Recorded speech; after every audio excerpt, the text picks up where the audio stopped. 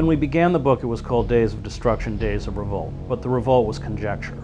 There was an understanding on our part 2 years ago that there would be some kind of a backlash, that corporations know only one word, which is more. They would push and push and push until there was a response.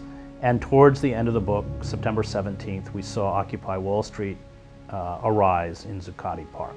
With a dead political system, with the inability to create piecemeal or incremental reform through the formal mechanisms of power, civil disobedience is, I believe, all we have left.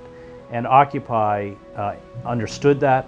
They understood that the central issue was corporate power, that the political class, the judiciary, the media are wholly owned subsidiaries of the corporate state, that all of those traditional liberal institutions that had protected to a certain extent the underclass and the working class had been destroyed, and what's left of them, only 5 to 7% of the American working class even works in manufacturing. Most of them are in the service sector, low wage, minimum wage jobs, no protection, no benefits, no pension plans, no health insurance.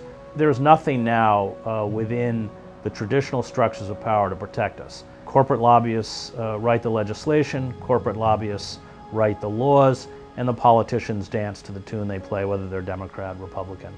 And so Occupy had it. They understood where power was, they understood which power centers had to be fought, and they understood that civil disobedience was the only option left to wrest power back from corporate hands and return it to the hands of the citizenry.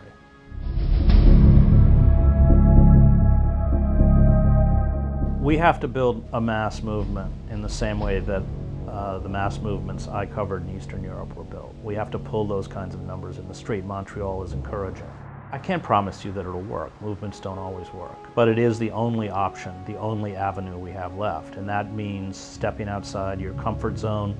As Wendell Berry said, he's 77, before he occupied the governor's office in Kentucky over mountaintop removal, going to jail is more time than I care to donate to the U.S. government. But those of us who care about the future and care about providing a sustainable life for our children and our children's children, I really think there's nothing left to do. What must be done is that we have to put our bodies out on the street.